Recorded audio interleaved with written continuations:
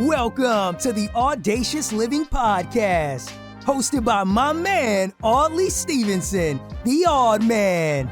He'll unpack wisdom and insights from a cross-section of top-quality performers in business, media, sports, entertainment, and lifestyle to uncover key elements to help you live your best audacious life ever. So without further ado, here is the Odd Man. Greetings, salutations, and hello, I'm Audley Stevenson, and welcome to the most audacious podcast the internet has to offer.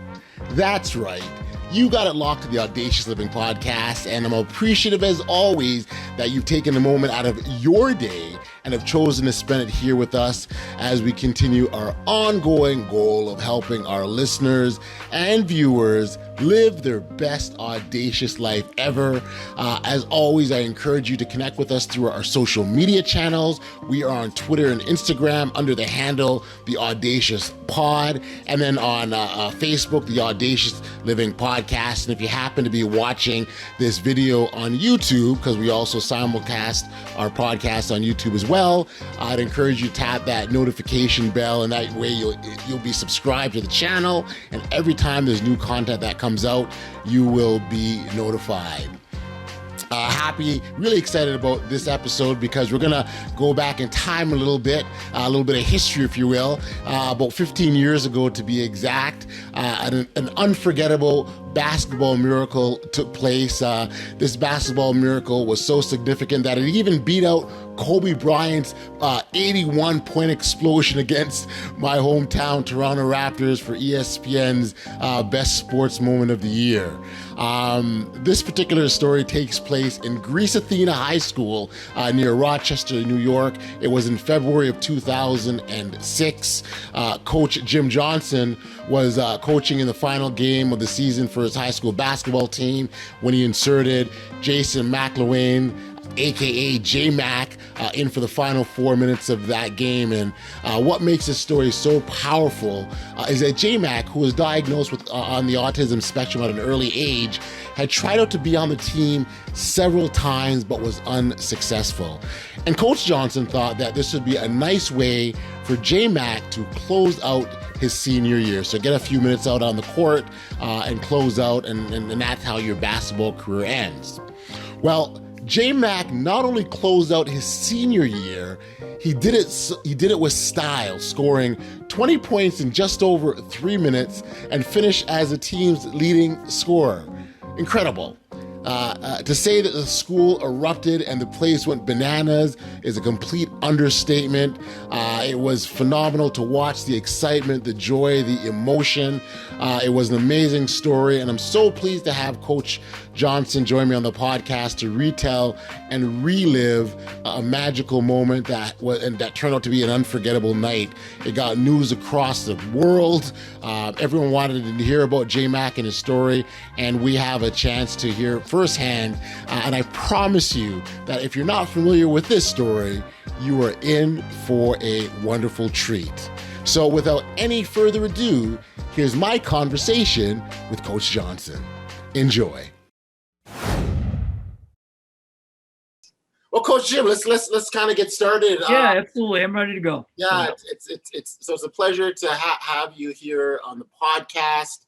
It's a pleasure to reconnect with you. Yeah. It was about, I was gonna say we didn't connect 25 years ago, but 25 years ago, a miracle happened. In fact, I've got the Coaching Miracle. Right? Okay, yeah. Coaching a Miracle that happened 25 years ago. Well, actually, it was 15 years ago. You're going a little bit too far. Boy, you're correct. You are correct. 2006. 2006. Yeah. My math is horrible, so my apologies. Yeah, I don't want you to age me totally. Gotcha. Well, in the process, I think I'm aging myself too. So since I'm the one that messed up on the numbers, that's really showing my age. But nonetheless, 15 years ago, you wrote that book after a wonderful story involving a young boy named, you got affectionately known as J-Mac. He was a team manager, scored 20 points in a fourth quarter of the game, in 6 minutes. Is that? Just actually, it was under 4. He got in with just over 4 minutes, but his first basket wasn't scored till about 3 minutes left. So he literally scored 20 points in about 3 minutes. Awesome. I wonder if when you reflect back, and maybe for those that aren't familiar with the story, maybe we could start by just kind of giving a quick overview of what happened on that magical night, and sure, maybe talk about just sort of as you reflect back, because I mean, still, I would imagine that there's still some quite fond memories. Oh yeah, I mean, certainly it was the best memory I've ever had in coaching, and I had a lot of great memories in coaching, but by far that one exceeds anything I could have ever dreamed of. I'll give you a very quick history. He, for your listeners, Jason J. Mac McElwain is on the autism spectrum, and he tried out for our team for 3 consecutive years, and he never made the team. But he was so dedicated, and he came to all our off-season workouts, even though he didn't make the team. But he served as our team manager for 3 years. Well, his senior year, I knew he still wasn't going to be able to make the team, but I said I wanted to give him a gift for his commitment and loyalty to the program.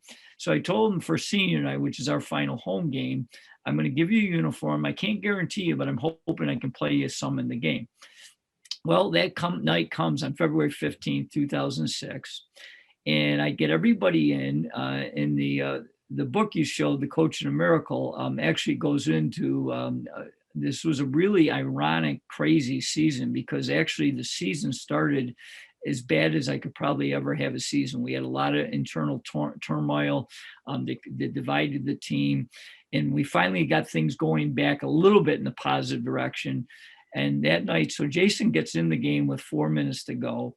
And I didn't know how exactly, although his teammates liked him, I didn't know how exactly they were going to react, because, it's the first time he ever played in a varsity game. And the other neat thing is when he walked on the floor for the first time, we had a good student body following that year, and they called themselves the Six Men. And what Jason and I didn't know is when he entered the game, one of our parents made all these pictures, these placards of Jason's face, and put them on paint sticks. And when Jason enters the game, they show these. And I had no idea. And, I'm usually fairly macho in games. I usually don't cry. And I sat down, and I could not stop crying. The tears, just the way they greeted him. Well, the game begins now. Jason's in his first game. He gets the ball in the right corner for a 3-pointer, and everybody kind of stands in anticipation. It misses by like 6 feet. And I kid people that I know you're not supposed to pray in the public schools, but I was praying, dear God, please help him get one basket. The second possession, which if you go on YouTube, there's a video about it, the ESPN, is really powerful, but they don't show, but he actually missed a second shot, but this time he hit the rim. So I felt like God was starting to listen. He was getting closer. Yeah. And his third possession, he makes a 3-pointer, and the place just explodes. And I'm thinking to myself, oh my gosh, God must be a basketball fan. Not only has Jason scored, he's got a 3-pointer. It can't get any better than this, right? Well, wrong. For the next 3 minutes, and it's unfortunate now because his idol was Kobe Bryant, of course, that was tragically killed. For the next 3 minutes, he kind of turns into Kobe, and he just starts making shot after shot. And the two things I'll never forget at the end of the game, with about a minute to go, I'm still sitting on the bench. I'm in shock. I cannot believe what I'm witnessing. And tears are still flowing down my face. And I get a tap on my shoulder. I look behind me. It's Jason's mother, and she is bawling her eyes out. And she whispers in my ear, Coach, this is the best gift you could have ever given my son. Of course, I don't know what everybody would have done. I cried harder. I was so touched.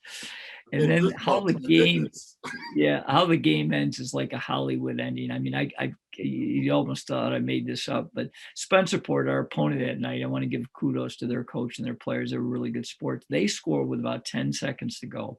And our player that takes it out, normally he throws a door point guard. In fact, Jason would just run down the court. And what was really neat was I never asked the kids to pass the ball, yet in those last 4 minutes, he's the only one that shot, because I kept passing the ball, which I talk about. To me, that's the essence of teamwork. But that last possession, our guy taking it out throws it right to J-Mac. So he's dribbling down. You see the clock ticking down, 5, 4. And I'm thinking they're just going to let him go. He's going to go in and make a layup. Game's over, right? He pulls up like 2 feet behind the arc, almost an NBA 3. I'm thinking, Jason, don't shoot from there. That's way too far. He launches this rainbow and swish. and our student body runs on the floor, our players run on the floor. I'm thinking, oh my gosh, I'm living the movie Rudy, but this is really true. And then our players put him up on their shoulders. He's got the game ball over his head. People are just going crazy. And at that point, I have no idea how many points he scores. And our public address announcer comes on and says, the leading scorer for the Trojans, our nickname, J-Mac with 20 points, and the place just erupts. And I'm thinking to myself, oh my gosh, with my math brain, if he played the whole game, he'd have scored 160 points at that rate. But it was just a truly remarkable night of how everything came together. And just a quick side. Well, I'm going to give you two quick side notes. One was, I mentioned that, kiddingly, that he turned into his idol, Kobe Bryant. Well, 4 months later, fast forward, Jason is up for the ESPY, for the greatest sports moment of the year.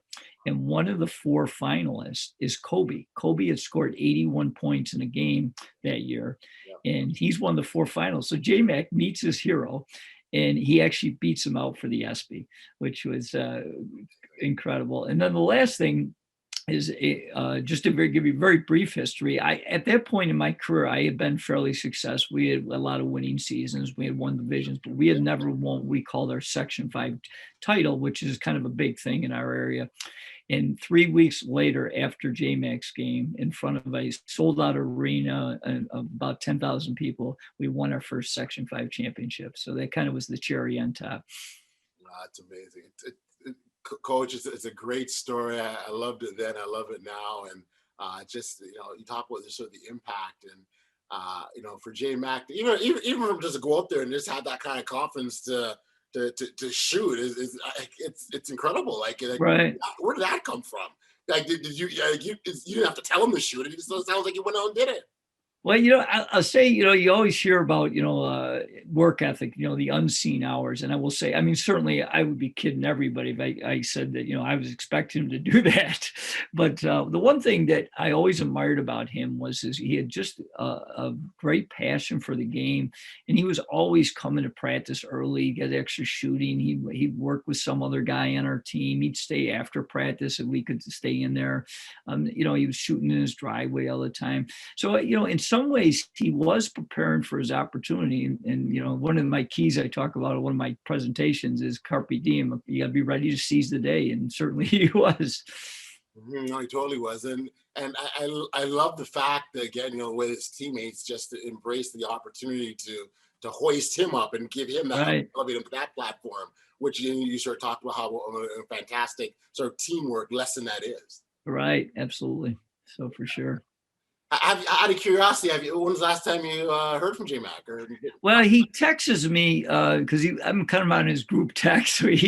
So I get texts from him every day. I haven't talked to him in probably about a week. The kind of the neat thing. I mean, when I was traveling before COVID, people would say, "Do you ever see J-Mac?" And I would kind of laugh because in my last, that was.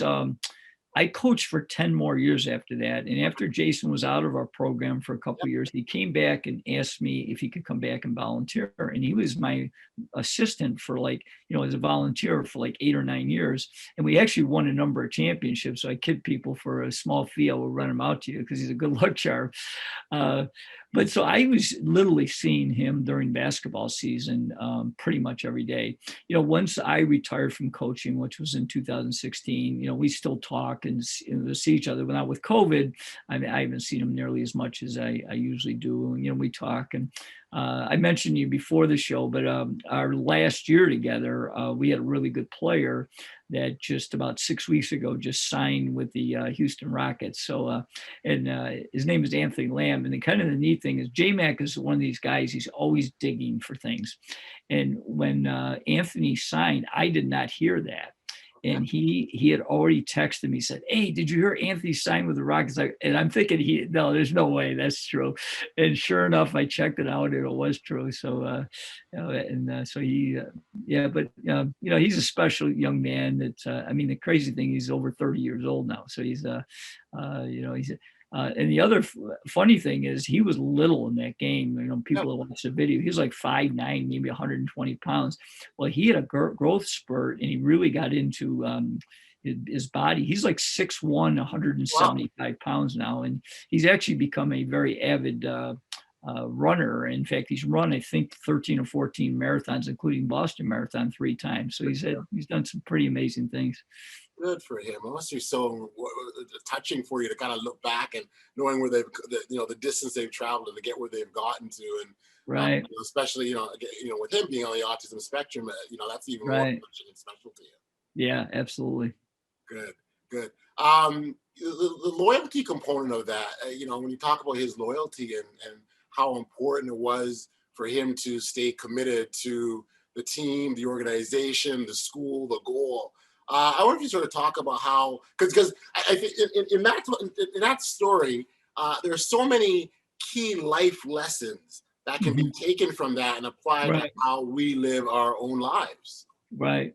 Well, I think one thing that because I did see kind of a ripple effect where I saw some stories after that. It was kind of nice. The only thing I would say, those stories always touch me because I was a coach for a long time, and and I like them.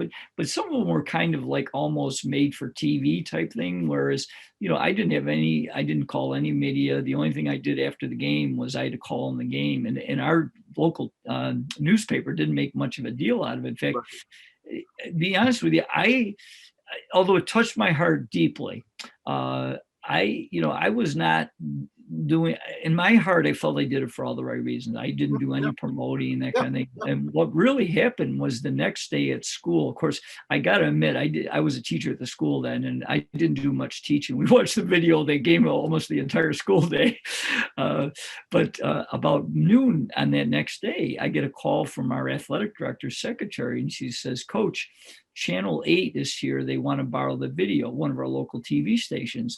And I said, "Well, how did they hear about it?" I said, "It was Jason's speech pathologist. He had never come to a game, but he had worked with Jason for all 4 years. And he came because Jason told him he might get in. And he was so touched by the game that he called Channel 8, one of our local TV stations. They got it. They showed it that night and got a pretty nice response. So the next day we had a few more local TV stations. And then one of our sports directors sent it out nationally. Sure. Yeah.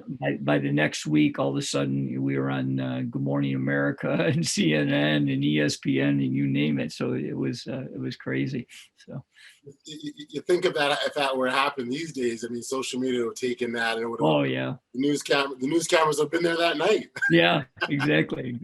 Yeah. The other part about this story is the dream, and that's a really, really important one, Coach, in terms of the significance of having dreams, aspiring to dreams, but then sort of being bold enough to go after the dreams. And I think this is a real good illustration. I wonder if you could touch on that, Coach. Yeah. So actually, I do a lot of presentations. I was doing a lot more until COVID. Now I'm doing some virtual presentations, but I'm hoping to get back to live here someday. But my first presentation, I do a lot of leadership and teamwork talks now, but I still do my first presentation was called Dreams Really Do Come True. And what really struck me was about 2 months after the game, I'm driving and I'm thinking about, because I'm starting to have people send, feelers that, can you come and speak about it? And I'm like, yeah, I'd love to, but how am I going to organize this? And what really should be the foundation, the title? And, as you brought up, I think pretty much everybody has a dream, whether they, share it or not. But at the same time, I think majority of us don't think our dreams can come true. And what I really did with this presentation is I share the J-Mac story and all the, the trials and tribulations he went through, and I talk about 6 keys, one of them being perseverance, that never give up mindset. He got cut for 3 straight years, but he kept working at it. With the concept is that my title was called Dreams Really Can Come True. Now, I don't come in and say, if you dream it, it's all automatically is going to happen. That's not reality. But I do believe, with understanding a system and ideas and obviously putting the work in and the other things, is that you can do a lot more than you think you can.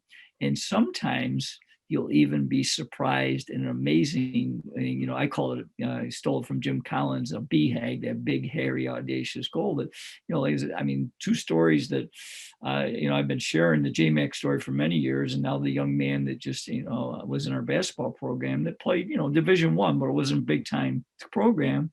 And now he's playing in the NBA. So, you know, dreams can come true. And I think if you, you know, put the right ingredients together, as I said, I can't guarantee everybody's dream is going to come true, but I do believe you can do a lot more than you think you can.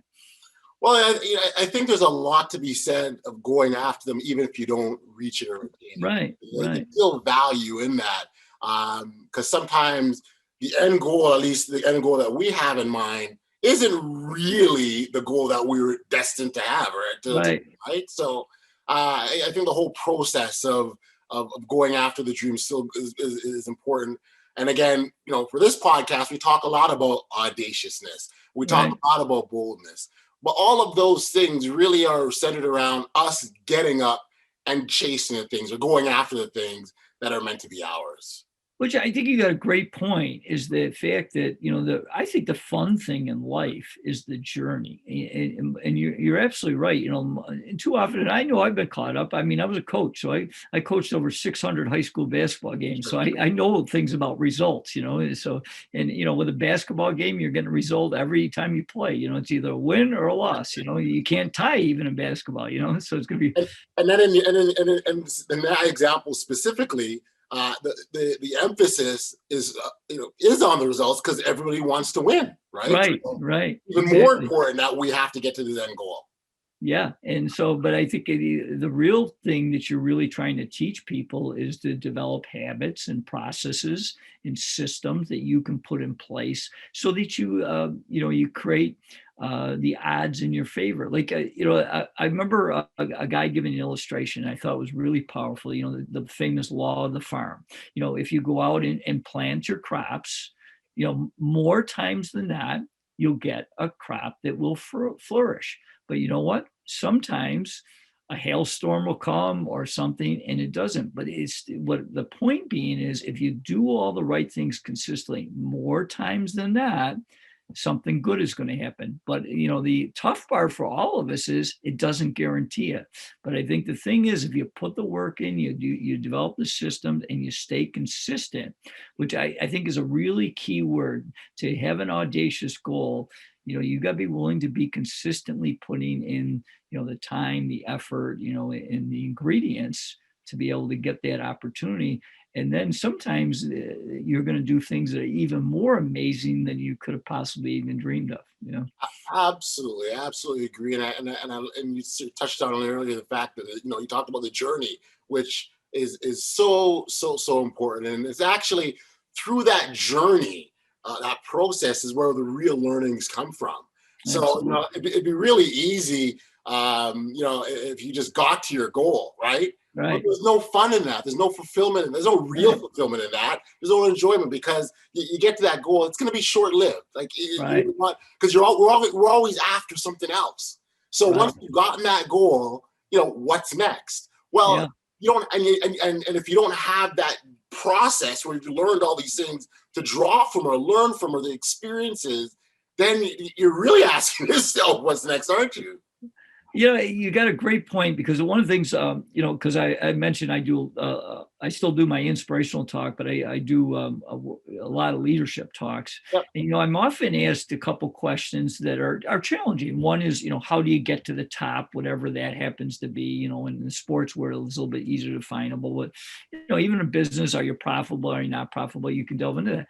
You know, and so I take them through a process that I've learned that's helped me, is starting by, I had to learn to lead myself better before I could lead others, you know, and then I take them through. But I said, if you had asked me, because my illustration that you know, as far as, because the second question is, how do you stay at the top? And that's even more difficult. It's hard to get to the top, but, you know, you see so often where, you know, in sports, you see it, you know, in music and, you know, movies, or, you know, you name it, you know, where somebody has a breakthrough and they do, you know, they win an Academy Award, they're part of a championship team, or they win a big title in whatever, tennis or whatever, and then they disappear. And what I really believe happens is they fought they focused so hard, but they forgot about the process. And the other huge thing that I talk about is, are you continuing to grow? Because you're not going to stay the same. I truly believe you either get better or you get worse. And that was one of our things that, I give an illustration. My first 19 years, we never made the sectional finals, which is a big deal in our area. Yep. In my last 11 years, starting with the JMAC year, we made the finals 8 times and we won 6. And, so part of that was that building process, because we started at winning teams and then we got a breakthrough, we won it. But then the thing that I really learned as a leader, boy, if you don't keep pushing and keep, not only starting with yourself, I got to keep getting better, and then really making sure that your players are buying in that they got to get better, because if they stay the same, people are blowing right by you. And I think that's a huge thing that, because it's natural, like you had mentioned earlier, you make a big goal and it's like, oh, I've made it. Life's done. No. There's a lot more to the journey. And that's what makes it fun. I think the challenges of, trying to keep growing yourself and growing others and helping others, like one of the things we really focused on was trying to develop our players to be leaders themselves. And when they really bought into that and they were accountable for each other, then you get something special. Yeah, no, you really do. And I think that's where sports, the piece I've always loved about sports is that there's that development component, as you very well know, right? Like the winning is great. You feel wonderful. Everyone gets excited. Everyone wants to be around that. But the process of, and you were directly involved for so many years of changing these young boys into men, right? Yeah. I remember I got a little story I want to share with you. We had a theme every year, I should say. And, our theme, one of my last years when we were a really good team, was playing to our standard. And it was really intriguing because we played a game one night and we won the game pretty easily. I think we won by like 25 points. But, one of our routines after the game is we would all meet our team in a room and we did what we called a team wraparound. And the team wraparound, we would ask them, what did you think about the game? Any thoughts? What do we got to improve? And I'll never forget one of our seniors said, he stood up and he said to everybody, he goes, guys, everybody's saying we won the game. We won pretty easily. We didn't play to our standard tonight. And this is going to hurt us if we keep, accepting mediocrity when we are a lot better than this. And that hit me so strong because, we're talking about that theme every single day, playing to our standard, not to the other team's standard. Boy, that really was a powerful statement that he shared with us, boy, if you don't keep growing, because sometimes results, and I'll share this a little sidelight, is that I think it's really important that we learn both from our successes and our failures. Failures, they'll get manifested because they hurt more. Okay. But you also got to learn from your successes, but you can't rely on either one with the idea that, you got to continue the journey. Okay. And, you make corrections and, you praise when people deserve praise. But I think it's really, you got to keep that journey going. Oh, it's amazing. And really going back to the story you told, it just really speaks to the fact that it's more than just winning. It's more than just winning. And there's much more to gain, to again, the growth we talked about. Learning really is lifelong. And that's not clear in that story. So I appreciate that. Coach, this has been so awesome catching up. And absolutely. This has really, really been great. I wonder if you can let our listeners know where they can catch up with you or where they can learn more about your work. Sure. So probably the best is my website, coachjimjohnson.com. That way I wouldn't forget it. And on that, I do have a weekly blog that people can sign up. That's absolutely free. We have a monthly newsletter. I still have my book that I'm very proud of. I am working on a second book, but on the website, we're selling it on discounts. If anybody's interested in that, we'd be glad to share that. And I also follow me on my social media. One of the things I try to give every day is I do a success thought every morning. And then I do a leadership, I call it a daily dose of leadership, usually in the afternoon or late morning. Sometimes it's a video, sometimes it's a quote, sometimes it's a podcast, sometimes it's a thought from someone else.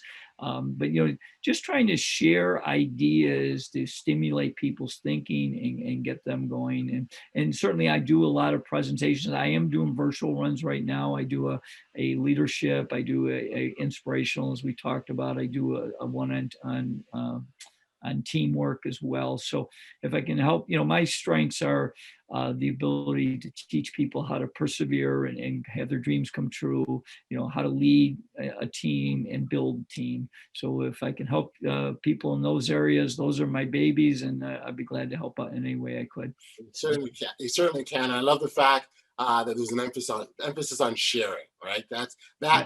It means nothing if you acquire all this knowledge and keep it for yourself and not spread the joy for it. Well, spread the wealth, because that's where the true value comes in. People will look at us, they'll see us, so it's like, oh my goodness. But when you can share with them and give them something that's tangible that they can use in their own lives and help themselves grow, that's where the true value comes in. Absolutely, without a doubt. So so excellent. Awesome. Coach, listen, I really appreciate you popping by the podcast. Thank you for sharing, and all the best. My pleasure. It was great to catch up again, and let's keep our relationship growing here. Sounds good.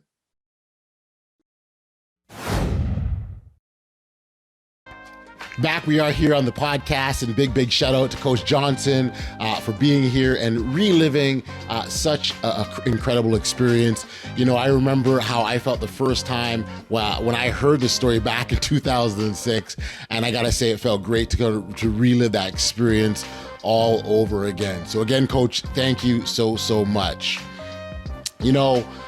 Coach Johnson left us with much to think about, but if there's this one thing I take from our conversation, it would be this. I believe that pretty much everybody has a dream, and whether they share it or not, or tell the world, they have something deep down inside that they're dreaming about. But at the same time, I think a lot of us choose not to believe that our dreams will ever come true or come to fruition. So we choose not to dedicate the time, energy, and attention to making it happen. Now, let's be clear, because no one is saying that all you got to do is dream and it'll automatically come true, because that's not the case. Us wanting a dream to happen isn't enough for it to come to fruition. That's just not realistic. But what I do believe, that if we persevere, we push ahead through the tough times, you just might be able to surprise yourself to see how close you come to making your dream a reality. Hey, listen, if you haven't registered for email notifications of the podcast, do know that you can do so by heading over to bestaudaciouslife.com. All you've got to do is enter in your email address, and you will be immediately alerted every time new content comes out. It's just that easy. We've reached the end of another episode of the Audacious Living Podcast, and I want to send my thanks, as always, to our incredible supporters, our listeners. You guys are amazing, lovers of Audaciousness, and I appreciate you for your ongoing and tremendous support. We do this for you, and I say thank you. And to Coach Johnson as well, I want to get a big shout out and congratulations on just a remarkable story, a milestone. It was fantastic to relive with you. So I thank you for being here on the podcast. And until next time, stay safe, be kind, show love to one another, and be audacious.